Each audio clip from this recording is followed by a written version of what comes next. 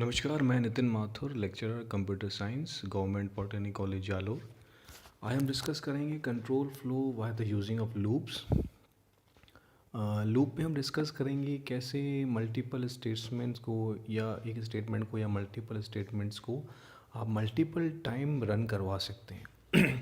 If else और switch case में हम स्टेटमेंट्स को सिर्फ एक बार एग्जीक्यूट करवा सकते थे, अब हम एक सेट को, एक स्टेटमेंट को या मल्टीपल स्टेटमेंट को कई बार एग्जीक्यूट करवा सकते हैं बाय यूजिंग लूप। ओके, यहाँ पे हम तीन तरह के लूप यूज़ करेंगे, for, while and do while.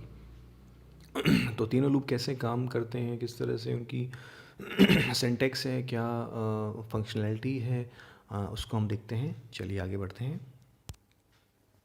तो सबसे पहले डिस्कस करते हैं व्हाट इज़ लूप। लूप क्या होता है? The process of repeatedly executing a collection of statement is called looping. हम किसी भी सेट ऑफ स्टेटमेंट्स को अगर रिपीटली एग्जीक्यूट करें तो वो लूपिंग कहलाती है, right. Loop needed when a block of code need to execute several number of times. Loop का मतलब है कि हम सेट ऑफ स्टेटमेंट्स को या एक ब्लॉक ऑफ कोड को कई बार एग्जीक्यूट कराना चाहें। In general, statements are executed sequentially. The first statement in the function executed first, followed by the second and so on. That means जो statements हैं वो तो जैसे आपने लिखे हैं उसी ऑर्डर में एग्जीक्यूट होंगे, लेकिन उनको अगर मल्टीपल टाइम एग्जीक्यूट करवाना है तो उसके लिए हमें लूप का यूज़ करना होता है। और loop statement allow us to execute statement of group of statement multiple times. Loop statement जो है वो हमें अलाउ करते हैं कि हम सेट ऑफ स्टेटमेंट्स को मल्टीपल टाइम एग्जीक्यूट करवा सकें। The statement get executed many number of time based on the condition. Statements जो हैं वो कंडीशंस पे डिपेंड करेंगे। अगर कंडीशन अगर आप ट्रू होती है तो वो स्टेटमेंट एग्जीक्यूट होंगे, अदरवाइज स्टेटमेंट एग्जीक्यूट नहीं होंगे। आप इसको ऐसे समझ लें कि मैंने इफ़ एल्स या स्विच केस को मल्टीपल टाइम रन करवा दिया, राइट। और उसको भी रन करवाने के साथ क्या कर दिया, मैं उनके साथ कंडीशन लगा। कंडीशन हम वैसे भी लगाते ही थे, अब उनके साथ मैंने ऐसा कंट्रोल वेरिएबल लगाया जिससे वो हर बार कंडीशन को चेक करे कि आगे उसको स्टेटमेंट रन करने हैं या नहीं करने हैं। But if the condition is given in such logic that the repetition continues any number of time with no fixed condition to stop looping those statement, then this type of looping is called infinite looping. That means उस statement जो loop हम use कर रहे हैं वो loop के अंदर जो कंडीशन में लगाई है वो कंडीशन या तो हम वहाँ से हटा दें या कंडीशन को इस तरह से लगाएं जिससे आपका लूप कभी एंड ही नहीं हो। यानी वो कंडीशन या तो गलती से लग जाए या कंडीशन हम अपने प्रोग्राम की नीड है जो हमें ये चीज़ करवानी है, दोनों कंडीशन में जब आपका लूप एंड नहीं होता है उस कंडीशन में वो लूप चलता ही रहता है। वहाँ से आपका कंट्रोल फ्लो है वो वहाँ से बाहर नहीं निकल पाता है। That looping is called infinite looping. तो लूप का मतलब ये है कि आपको एक ब्लॉक ऑफ सेट, एक सेट ऑफ स्टेटमेंट्स, एक ब्लॉक आपको क्या करना है, रिपीटिवली टाइम एग्जीक्यूट करवाना है। अगर हम किसी भी लूप का जो फ्लो चार्ट अगर हम देखें, बहुत सिंपली देखना चाहें तो start declare counter. Declare counter का मतलब है कि हमें वो लूप कितनी बार चलाना है उसके लिए हमें काउंटर को डिक्लेयर करना पड़ता है। देन एवेल्यूट कंडीशन को आप एवेल्यूट करें। कंडीशन अगर सेटिस्फाई हो रही है तो हम जाएंगे एग्जीक्यूट स्टेटमेंट एग्जीक्यूट करेंगे। फिर वापस हम क्या करेंगे, काउंटर को अपडेट करेंगे, हमने कितनी बार उस स्टेटमेंट को रन कर लिया है। वापस हम क्या करें, एवेल्यूट द कंडीशन। एक बहुत सिंपल सी बात है कि मुझे 1 से 10 नंबर मुझे प्रिंट करने हैं, तो मैं एक वेरिएबल लूँगा ए, उसकी वैल्यू इनिशियलाइज करूँगा 1 के साथ। फिर मैं उस कंडीशन लगाऊंगा a is less than equal to 10, ये कंडीशन लगाऊंगा। कंडीशन ट्रू होगी तो स्टेटमेंट क्या करूँगा, प्रिंट एफ ए। तो ए की वैल्यू को प्रिंट करेगा, तो ए की वैल्यू 1 होगी उसको प्रिंट कर देगा। फिर मैं काउंटर अपडेट करूँगा, ए की वैल्यू करूँगा 2। देन वापस कंडीशन चेक करूँगा कि 2 10 से छोटा है कि नहीं है। फिर वापस 2 को प्रिंट करूँगा, फिर काउंटर अपडेट करूँगा। इस तरह से लूप चलता जाएगा और वो 1 से लेकर 10 तक वैल्यूज़ क्या होंगे, प्रिंट होते जाएंगे और उसके बाद मेरा लूप एंड हो जाएगा। सबसे इंपॉर्टेंट है लूप को एंड करने की उसकी कंडीशन, वो बहुत ध्यान से लगानी पड़ती है कि लूप को आप एंड किस तरह से करना चाहते हैं। हमारे पास सी लैंग्वेज में 3 तरह के लूप अवेलेबल हैं, फॉर लूप, वाइल लूप और डू वाइल लूप। तो सबसे पहले देखते हैं वाइल है, repeat a statement of group statement while in a given condition is true, it taste the condition before executing the loop body. While set of statement execute करेगा, body या code execute करने से पहले condition check करेगा कि condition सही है या नहीं है। For loop, execute a sequence statement multiple time by managing the loop variable and condition. For के साथ हमें देखना पड़ेगा कि loop variable और जो condition है वो सही तरह से मैच हो रही हैं, तो जो set of statements हैं वो multiple time execute होंगे.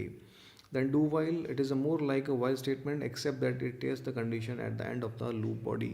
डू वाइल और वाइल में इतना ही फ़र्क है कि वाइल में कंडीशन चेक होने के बाद स्टेटमेंट एग्जीक्यूट होते हैं, डू वाइल में पहले स्टेटमेंट एग्जीक्यूट करेगा और लास्ट में कंडीशन को चेक करेगा, राइट. इसका मतलब डू वाइल लूप जो है वो कम से कम एक बार तो डेफिनेटली एग्जीक्यूट होगा, अगर आपने कंडीशन लगाई है तो तभी लगाई, तब से कम से एक बार तो रन होगा ही होगा. अदरवाइज वाइल और फॉर के अंदर पहले वो कंडीशन चेक करता है फिर स्टेटमेंट रन करता है, तो अगर कंडीशन ही फर्स्ट टाइम फॉल्स हो जाती है तो स्टेटमेंट एग्जीक्यूट नहीं होंगे. डू वाइल के अंदर स्टेटमेंट एक बार तो एग्जीक्यूट डेफिनेटली होंगे और उसके बाद वो कंडीशन चेक करेगा, अगर फॉल्स हो जाती है फिर भी एक बार तो स्टेटमेंट रन होंगे ही होंगे. अब आते हैं लूप सिंटेक्स पे. सबसे पहला for loop syntax, expression 1, expression 2 and code to be executed. तो फॉर जो है वो एक कीवर्ड है, उसके अंदर उसका सिंटेक्स है, 3 एक्सप्रेशन है, एक्सप्रेशन 1, एक्सप्रेशन 2, एक्सप्रेशन 3. उन तीनों के बीच में क्या है, सेमीकोलन है और कोड टू बी एग्जीक्यूटेड, जो कोड आपको एग्जीक्यूट करना है. तो एक्सप्रेशन 1 जो है उसमें क्या आएगा, expression repeat the initialization of the loop variable, expression represent the initialization of the loop variable. We can initialize more than one variable in expression 1. expression 1 is optional.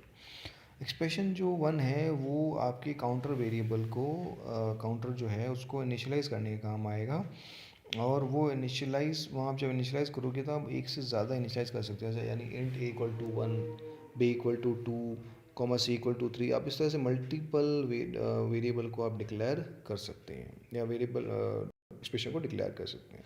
और एक्सप्रेशन 1 जो है वो क्या है, ऑप्शनल है.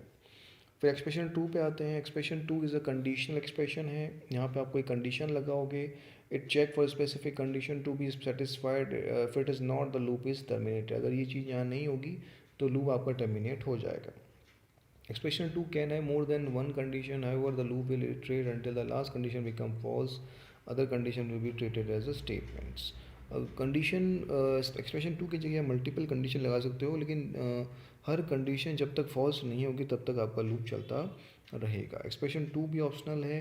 Expression 2 can perform the task of expression 1 and expression 3, and thus we can initialize a variable as well as update the loop variable in expression 2 itself.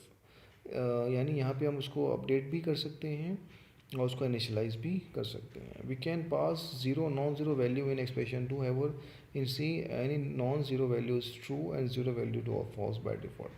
तो यहाँ पे जो नॉन ज़ीरो वैल्यू है वो ट्रू रहेगी और जो ज़ीरो वैल्यू है वो फॉल्स रहेगी. एक्सप्रेशन 3 की बात करें तो expression 3 is use to update the loop variable. Expression 3 जो है वो लूप वेरिएबल को अपडेट करने का काम आएगा. We can update more than one variable at the same time. हम मल्टीपल वेरिएबल को भी एक साथ अपडेट कर सकते हैं. जैसे कि एक्सप्रेशन 1 में हम मल्टीपल वेरिएबल को इनिशियलाइज कर सकते हैं, वैसे उसी तरह यहाँ भी हम मल्टीपल वेरिएबल को अपडेट कर सकते हैं. और एक्सप्रेशन 3 जो है वो ऑप्शनल है. इसका मतलब तीनों जो एक्सप्रेशन है वो ऑप्शनल हैं.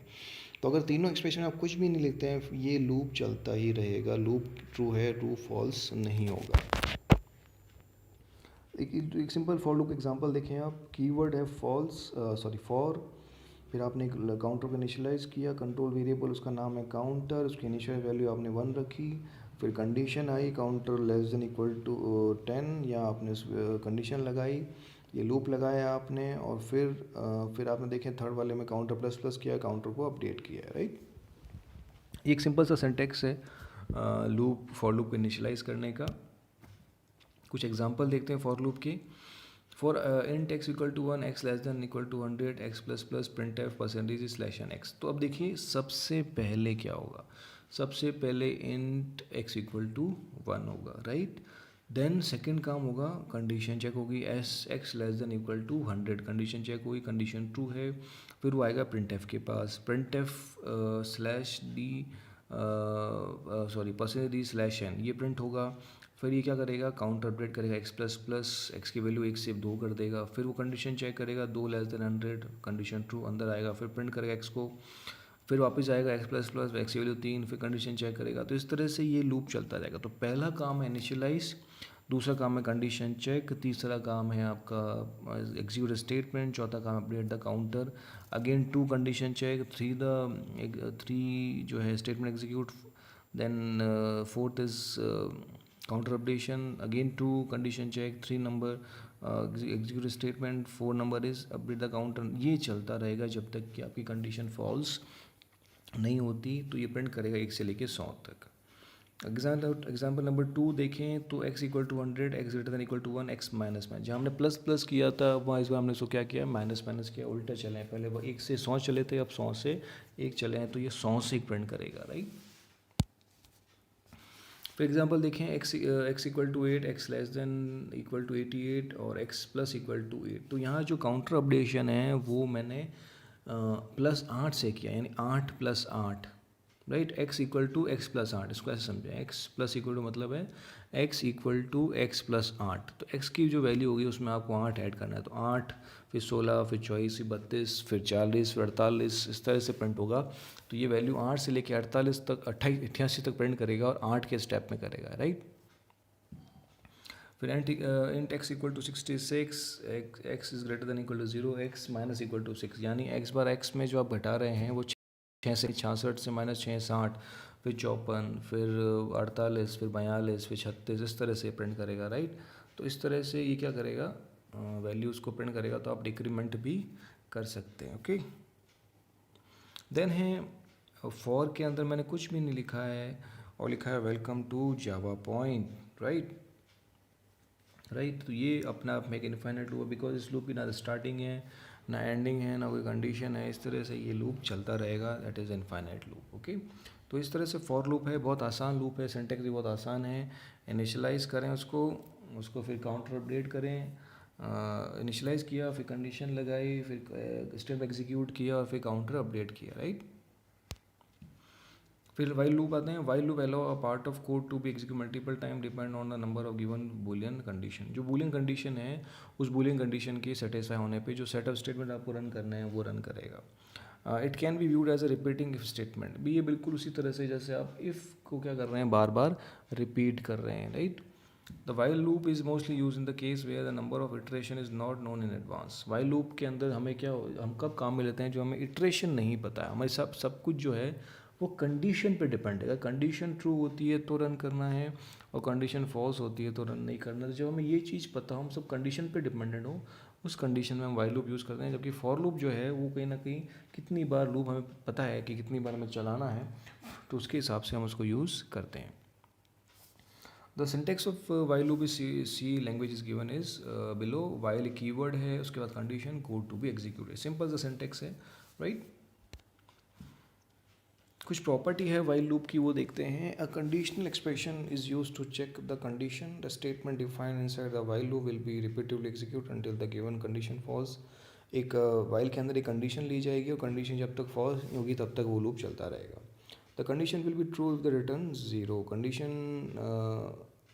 Condition will be true if it is return 0. The condition will be false if written any non-zero number, right. तो कंडीशन जब ट्रू होगी तो ये 9 से रिटर्न करेगा, कंडीशन जब फॉल्स होगी तो ये 0 रिटर्न करेगा, right. In while loop the condition expression is compulsory. Condition जो लिखोगे आप वो ज़रूरी, अदरवाइज वो नहीं चलेगा while loop. Running a while loop without a body is possible. While loop के अंदर बॉडी यानी बॉडी पर स्टेटमेंट नहीं लिखे वो चलेगा, कोई दिक्कत नहीं है. We can have more than one condition expression in the while loop. एक से ज़्यादा कंडीशन एक्सप्रेशन भी आप लगा सकते हैं. If the loop body contain only one statement. If the loop body है अगर वो एक स्टेटमेंट शो कर रही है, then the braces are optional. ये मैं आपको हमेशा बता चुका हूँ कि जब भी आप कोई एक स्टेटमेंट हो तो ब्रेसेस लगाना ज़रूरी नहीं है. अब वाइल लूप एग्जांपल देखें. अगर देखें hash include stdio.h int main int i equal to 1 while i less than equal to 10 print f %d/n i और i प्लस प्लस. तो वाइल के अंदर क्या है, वाइल के अंदर अगर आप देखें तो 2 स्टेटमेंट हैं. कौन से, एक तो प्रिंट एफ और एक i प्लस प्लस. तो i की वैल्यू शुरू होती है 1 से, i की value i less than equal to 10 और फिर है i प्लस प्लस. तो ये 10 बार लूप चलेगा और i की वैल्यू को प्रिंट करेगा जैसा कि इसके साथ बताया गया है. फिर वाइल और compile error time while loop can not be empty. यहाँ देखें वाइल के साथ कंडीशन लगाना ज़रूरी है, अदरवाइज एरर आएगी. तो वाइल के अंदर कंडीशन इज़ कंपल्सरी, ओके. ये दोनों इनफाइनाइट लूप के एग्जांपल हैं. Hashing plus stdio.h void main int x equal to 10 y equal to 2 x plus y minus 1. x की वैल्यू कितनी है, 10, वाई की वैल्यू है 2, राइट। तो ये इन्फाइनाइट लूप क्यों है? बिकॉज ये कभी वाइल के अंदर कभी ज़ीरो आएगा ही नहीं। अगर आप देखें तो 10 + 2 12 - 1 11 11, फिर क्या होगा? कुछ नहीं हुआ, एक्स की वैल्यू बदली नहीं, वाई की वैल्यू नहीं बदली, तो हमेशा क्या रहेगी? एक्स और वाई की ये वैल्यू हमेशा फिक्स रहेगी। तो वाइल के अंदर जो हमेशा आएगा वो आएगा 11। इसका मतलब दिस इज इनफाइनाइट लूप। उसके अलावा वाइल के अंदर अगर आप 1 लिखते हैं वो भी अपने आप में क्या है? इनफाइनाइट लूप है, यानी लूप चलता रहेगा, लूप नहीं रुकेगा। ये कंडीशन जो है ये इनफाइनाइट की तरह काम करेगी। फिर आते हैं डू वाइल लूप पे। डू वाइल और वाइल लूप में इतना ही फ़र्क है, वाइल लूप में पहले कंडीशन चेक करते हैं फिर स्टेटमेंट रन करते हैं। डू वाइल लूप के अंदर पहले स्टेटमेंट रन होंगे, उसके बाद कंडीशन चेक होगी। तो do while loop is the post tested loop. Post का मतलब बाद में कंडीशन को चेक करता है। Using the do while loop we can repeat execution of several part of the statement. कई सारे स्टेटमेंट को हम कई बार एग्जीक्यूट करवा सकते हैं।